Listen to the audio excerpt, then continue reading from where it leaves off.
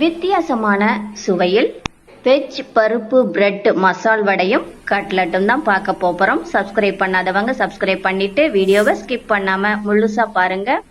வீடியோவை பார்த்துட்டு எப்படி இருக்குன்னு கமெண்ட்லயும் சொல்லுங்க. வீடியோக்குள்ள போகலாம்.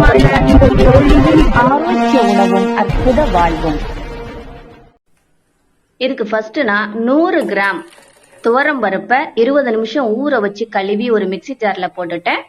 2 பல்லு பூண்டு பல்லு தோலை உரிச்சிட்டு கட் பண்ணி போட்டுட்டு 1 டீஸ்பூன் ஜீரகம் போட்டு தண்ணி விடாம நல்லா கொரகொரப்பா அரைச்சி எடுத்துக்கலாம். இந்த பக்குவம் இருந்தா போதும். அடுத்ததா இதை ஒரு பவுல்ல மாத்திட்டு குட்டி கேரட் 1 துருவி போட்டு அதே அளவு சொரக்காயை துருவி போட்டுட்டு கொஞ்சமா மல்லித்தலை நைஸா கட் பண்ணி போட்டுட்டு 1 பச்சை மிளகாய கட் பண்ணி போட்டு 1 பெரிய வெங்காயத்தை நைஸா கட் பண்ணி போட்டுட்டு 1 உருளைக்கிழங்கு வேக வச்சு மசிச்சு வச்சிருக்கேன். இதையும் அது கூட போட்டுக்கலாம். போட்டுட்டு 2 பிரெட் ஃபர்ஸ்ட் 2 இனுக்கு கருவேப்பிலையை கட் பண்ணி போட்டுட்டு 2 பிரெட் மிக்சில போட்டு பவுடர் பண்ணி போட்டுக்கலாம். 1/2 டேபிள் ஸ்பூன் மிளகாய்த்தூள் 1 டீஸ்பூன் சால்ட் போட்டு தண்ணி விடாம எல்லாத்தையும் நல்லா மிக்ஸ் பண்ணி விட்டுறலாம்.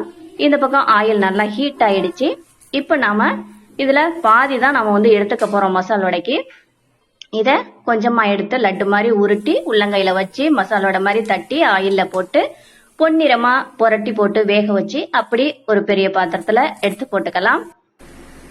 அடுத்ததா ஒரு பவுல்ல 2.5 ஸ்பூன் மைதா மாவு போட்டு கொஞ்சமா தண்ணி விட்டு நல்லா கட்டி இல்லாம குழப்பி விட்டுக்கலாம்.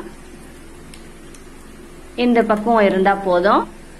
இப்போ நாம பாதி மிச்சம் இருக்கிற அந்த மசாலாவை நல்லா ஒரு மசாலா வடை மாதிரி, அதாவது கட்லெட் தான் போட போறோம், அது மாதிரி நம்ம தட்டி எடுத்து அதை அந்த மைதா மாவுல புரட்டிட்டு அடுத்ததா பிரெட் கிரம்ஸ்ல புரட்டி ஆயில்ல போட்டு நல்லா பொன்னிறமா வேக வச்சுக்கலாம். எந்த அளவுக்கு நான் தடிமனா எடுத்திருக்கேன்னு பாருங்க.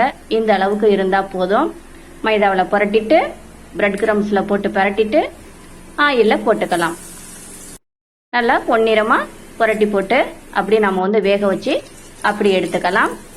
வெளியில பாத்தீங்கன்னா நல்லா கிறிஸ்பியா இருக்கும், உள்ளுக்குள்ள நல்லா சாஃப்டா இருக்கும், சாப்பிட்றதுக்கு டேஸ்டியா சூப்பரா இருக்கும். இதுக்கு வித்தியாசமா நம்ம ஜாமும் தொட்டு சாப்பிடலாம், சூப்பரா இருக்கும். நான் சாப்பிட்டேன், செமையா இருந்துச்சு. அடுத்தது டொமேட்டோ சாஸும் சாப்பிடலாம், தேங்காய் சட்னி தொட்டு சாப்பிடலாம். எல்லாத்துக்குமே செமையா சூப்பரா இருக்கும். நீங்களும் ட்ரை பண்ணி பாருங்க. எப்படி இருக்குன்னு கமெண்ட்லயும் சொல்லுங்க. இப்ப நாம இத சாப்பிட்டு பார்க்கலாம். பாருங்க, உள்ள நல்லா சாஃப்டா வெந்திருக்கு, வெளியில எவ்வளவு கிறிஸ்பியா இருக்குன்னு பாருங்க. செமையா இருக்கு சாப்பிட்றதுக்கு. கண்டிப்பா உங்களுக்கு பிடிக்கும், ட்ரை பண்ணுங்க. எல்லாமே இதுல சேர்த்திருக்கிறது எல்லாமே நல்ல ஒரு வெஜிடேரியன், உடலுக்கு ஆரோக்கியத்தை தரக்கூடியது. இதே மாதிரி இங்க பாருங்க, ஜாம்லையும் தொட்டு சாப்பிட்டு பாக்குறேன், சூப்பரா இருக்கு. தேங்க்யூ.